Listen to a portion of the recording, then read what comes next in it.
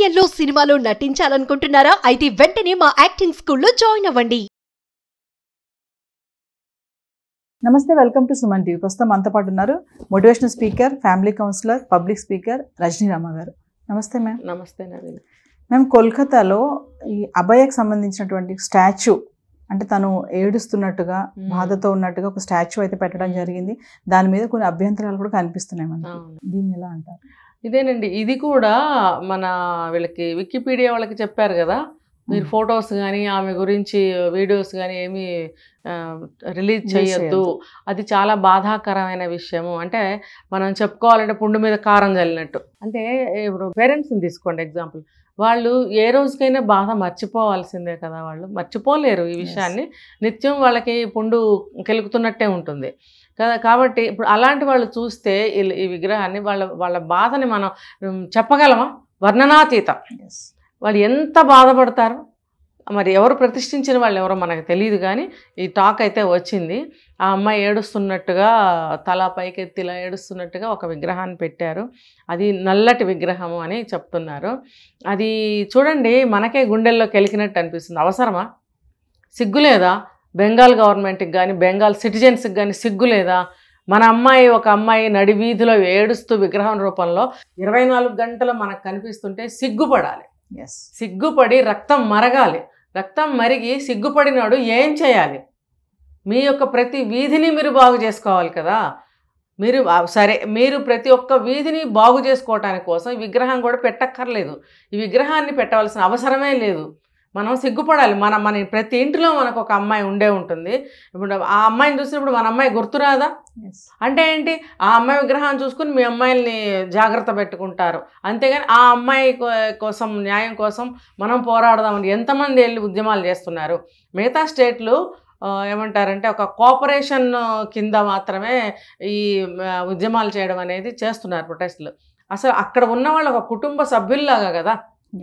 వాళ్ళ అమ్మాయికే కదా జరిగింది.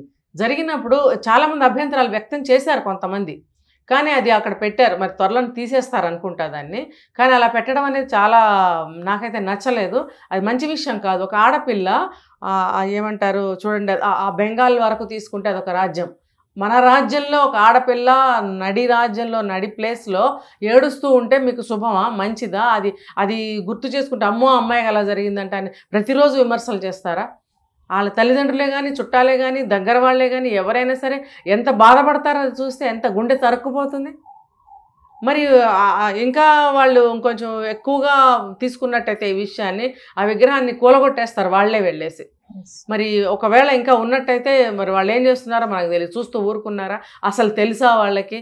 ఇప్పుడిప్పుడే జరిగిన విషయం ఇది ఎంత మాత్రం మంచి విషయం అనేది కాదు. మీకు అంత ఇదిగా ఉంటే ఒక ఫోటో తయారు చేసుకుని ఇంట్లో పెట్టుకోండి. ఆ అమ్మాయిని ఒక దేవతలాగా ఆరాధించండి. చక్కగా ఇంట్లో ఒక ఫోటో పెట్టి ఆ అమ్మాయికి నిత్యం ఒక రోల్ మోడల్గా, ఒక ఇన్స్పిరేషన్గా తీసుకోండి అని చెప్పి మీ పిల్లలకి నేర్పండి.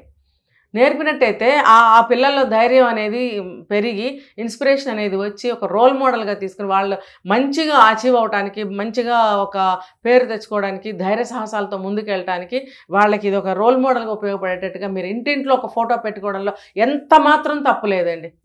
ఒక మంచి, ఇప్పుడు చూడండి, ఎవరెవరో దేశ నాయకుల ఫోటోలన్నీ ప్రతి ఆఫీసుల్లో పెడతారు. ఇష్టమైన వాళ్ళు ఇళ్లలో కూడా పెట్టుకుంటారు. సినిమా యాక్టర్ల ఫోటోలే పెట్టుకుంటున్నారే, వాడు పెద్ద ఒక అవార్డు వచ్చిందనో లేకపోతే అతను బాగా యాక్ట్ చేశాడనో ఇంట్లో పెట్టుకుంటున్నారు కదా. అంటే ఆ అభిమానం, ఆ ప్రేమ ఈ అమ్మాయి పట్ల కూడా ఉండాలి.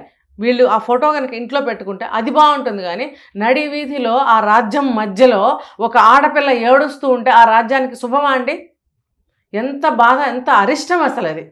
ఆ రాజ్యానికే అరిష్టం ఆ ఏడుస్తూ ఉన్నటువంటి ఆ విగ్రహం పెట్టడం అనేది. కాబట్టి అక్కడ పెట్టవలసిన అవసరం లేదు. త్వరలోనే తీసేస్తే మంచిది. తీసేస్తారు కూడా.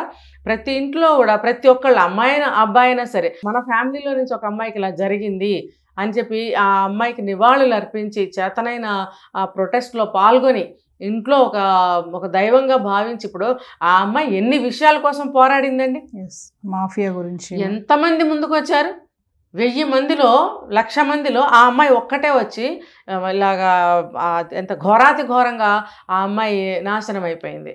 మరి అటువంటి అమ్మాయి పూజనీయురాలే కదా. ఎస్. మరి మీ ఇళ్లలో మీ రాష్ట్రంలో కానీ, మీ వీధిలో కానీ, మీ జిల్లాలో కానీ, మీ ఊళ్ళో కానీ ఎవరికన్నా ఒక్కళ్ళకన్నా ఈ ఫీలింగ్ కలిగిందా? ఆ భక్తిభావం అనేది పెంచుకొని ఆ అమ్మాయి ఫోటోని ఇంట్లో పెట్టుకుని పూజించుకోండి. ఆ విగ్రహం అనేది తీసేయాలనేదే కోరిక. అయితే మీరు బెంగాల్ గవర్నమెంట్ అన్నారు కదా మేడం, సుప్రీంకోర్టు హియరింగ్స్లో కూడా సుప్రీం సీరియస్ అయింది. బెంగాల్ గవర్నమెంట్లో ఉన్నటువంటి అధికారులు చేయకూడని అన్నీ చేశారు ఈ కేసు విషయంలో అని చెప్పేసి సీరియస్ అవడం అయితే ఆ హియరింగ్స్లో విన్నాం మనం. అంటే ఇది కంటి తుడుప. ఒకవేళ ఆ అమ్మాయి విగ్రహం పెట్టాము గౌరవంగా, అంటే మా గౌరవాన్ని, మా భక్తిని, మేము మా సింపతిని ఇలా తెలియజేసుకుంటున్నామని పెట్టడం ఆ విగ్రహాన్ని, అది కూడా రాంగే కదా. అలా ఎందుకు చేస్తారు? మీరు కేసును ఒక కొలికి తీసుకురండి, అది న్యాయం జరిగేలాగా ప్రతి ఒక్కళ్ళు పోరాడండి. అది మీ రాజ్యంలో జరిగింది, మీ ఆడకూతురికి, మీ ఆడబిడ్డకి జరిగింది ఈ అన్యాయం. మీరే ఎక్కువగా పోరాడాలి. దేశమంతా కూడా పోరాడుతుంది, మీరెంత పోరాడాలి కదా. మీ రాష్ట్రానికి సంబంధించిన పోలీసులు కానీ, ఇప్పుడు మీరు అన్నారు తృణమూల్ కాంగ్రెస్ అంటే ఆ పాలించే రూలర్స్ అంతే కదా, ఆ పార్టీ వాళ్ళు కానీ దానికి సంబంధించిన వాళ్ళు మాత్రమే అక్కడ చేయవలసింది ఉందన్నమాట. ఎక్కువగా దేశం అంతా ఒక చేయేస్తారు, చేయూతనిస్తారు, మేము కోఆపరేట్ చేస్తాము, మేము కూడా అందులో భాగం పంచుకుంటాము అని అందరూ అంటున్నారు. మరి వాళ్ళు ఇంకెంత చేయాలి?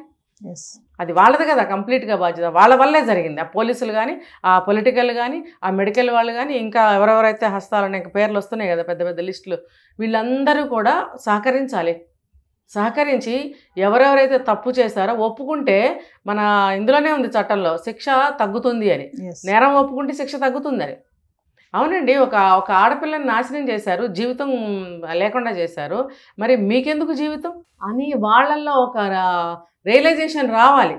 వచ్చి ఇప్పుడు ఇంతమంది దేశమంతా కూడా కూడి చేస్తున్నారు ఉద్యమాలు, మేమేంటి ఇలాగ నిజాలు చెప్పకుండా కూర్చున్నాము అని చెప్పి వాళ్ళలో ఒక రియలైజేషన్ వచ్చి ముందుకు వచ్చి మా వల్ల తప్పు జరిగింది అని ఒప్పుకుంటే తప్ప ఇది తొందరగా తేలే విషయం కాదు.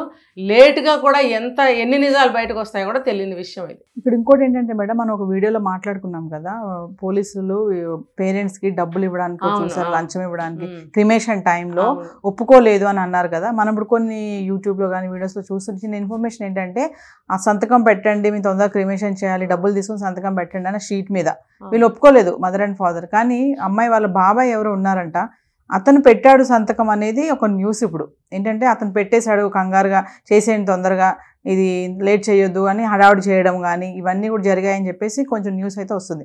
అంటే దీన్ని ఎలా చూడొచ్చు అంటారు అసలు? అంటే మనకి ఇప్పుడు ఇన్ని రోజులు రాలేదు ఆ బాబాయ్ స్క్రీన్ మీదకి, ఇప్పుడు ఎక్కడి నుంచి వచ్చాడో మనకు అర్థం కావట్లేదు.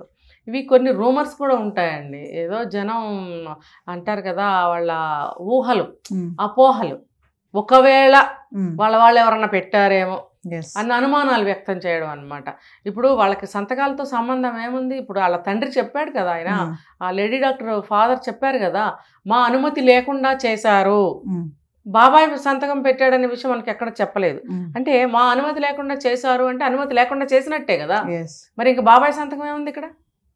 ఇదే అంత నమ్మశక్యంగా ఏమీ లేదు. బాబాయ్ ఎవరండి అసలు? బాబాయ్ ఎందుకు పెడతాడు? చూడండి, మనకి ఏ విషయంలో అయినా సరే తండ్రి భర్త సంతకం పెట్టాలనేది ఉంటుంది. వాళ్ళు ఎవరూ లేకపోతే ఆ అమ్మాయి సంతకం అన్నా ఉండాలి. అంటే పర్టికులర్ పర్సన్, అమ్మాయి అయినా అబ్బాయి అయినా, తండ్రి కానీ భర్త కానీ లేకపోతే భార్య కానీ సంతకానికి లేనప్పుడు అప్పుడు ఫర్దర్గా ఆలోచిస్తారు. వీళ్ళందరూ ఉన్నప్పుడు ఆ బాబాయ్ సంతకం ఎందుకు తీసుకుంటారు? అసలు అతను ఎవరు? అతనికేంటి బాధ? ఇప్పుడు పోగొట్టుకున్నది వీళ్ళు, సమస్తం పోగొట్టుకున్నది వీళ్ళు అసలు ఒప్పుకుంటారా ఎట్టి పరిస్థితుల్లో? ఇప్పుడు ఆ బాబాయ్ అన్నతను తనకి తమ్ముడే అయినట్టయితే సొంతంగా, ఒకవేళ కజిన్ అయినా కానీ అన్నగారికి ఇంత బాధ వస్తే అతను వెళ్ళి సంతకం పెట్టేస్తాడా? ఇప్పుడు వీళ్ళు లంచం ఇస్తే కూడా వీళ్ళు ఒప్పుకోలేదు కదా. ఒప్పుకోకపోతే ఆయన లంచం తీసుకుని ఆయన ఒప్పుకుంటే సంతకం పెట్టితే చేశారా? అది ఎక్కడ చెల్లదండి. అది ఎక్కడ చెల్లుతుంది? అది అటువంటి రూల్ ఎక్కడ లేదు. తల్లిదండ్రులు మనకు స్వయంగా చెప్పారు, మా అనుమతి లేకుండా క్రిమేషన్స్ చేశారు అని చెప్పినప్పుడు ఇంకా అంతకంటే ఏంటి మనకి? చూడాలి మేడం మరి ఏమవుతుందో. అంటే కొత్తగా మనం అనుకున్నట్టుగా లిస్టే చదివాం పేర్లు, ఇది కూడా ఒక న్యూస్ అయితే వెళ్తుంది బయట, అయితే వైరల్ అవుతుంది. అది మరి రేపు వెళ్ళండి, మరి అది నిజమే అవ్వచ్చు, చెప్పలేమంటే ఎవరిని నమ్మడానికి లేదు ఇక్కడ మాత్రం. అంటే ఎవరు ఏ టైంలో ఎలా వస్తుంది అనేది చూడాలి. ఎందుకంటే ఒక నర్స్ అన్నారు, తర్వాత ఒక జూనియర్ డాక్టర్ వచ్చాడు, ఆ స్నానం చేశాడు అక్కడ రెస్ట్ రూమ్లో అని చెప్పారు, ఎవరి కోసమే వచ్చారని చెప్పారు. కాబట్టి ఈ రూమర్స్లో ఇది కూడా ఒకటి అనుకున్నట్టుగా కనిపిస్తుంది. మరి ఇందులో ఎంతవరకు నిజం ఉందో చూడాల్సింది. ఇప్పుడు మనం అక్కడ ఆర్గాన్స్ అన్ని కొన్ని వేస్ట్ లో పడున్నాయి, గార్బేజ్ లో తీసుకెళ్లాడు అని అన్నారు. మరి ఆ విషయం ఏం చేశారు? అంత పెద్ద విషయం కదండి అది. మరి ఆ విషయాన్ని ఏమన్నా పట్టించుకున్నారా, దాన్ని వదిలేశారా? అది క్లూస్ దొరుకుతాయేమో కదా. మరి దాని గురించి ఏం చేశారు సిబిఐ వాళ్ళు? అందుకే మళ్ళీ అక్టోబర్ 14 నివేదిక ఇవ్వమంది కదా, అందుకే సీరియస్ అయింది.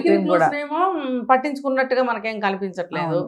ఏదన్నా కోర్టులో ఈ ఆర్గ్యుమెంట్స్ దగ్గర చెప్పబోతే మీరు సీల్డ్ కవర్ లో ఎందుకు ఇవ్వరని అడుగుతున్నారు. బయటికి పేర్లు ఏమి పెట్టకండి, చెప్పొద్దు, రిటర్న్ గా ఇవ్వండి, ఏం చెప్పొద్దు బయటికి అంటున్నారు. అంటే ఇది ఎలా నాకేమనిపిస్తుంది అంటే ఇండివిజువల్ గా వాటిని మూసేయడం అనమాట.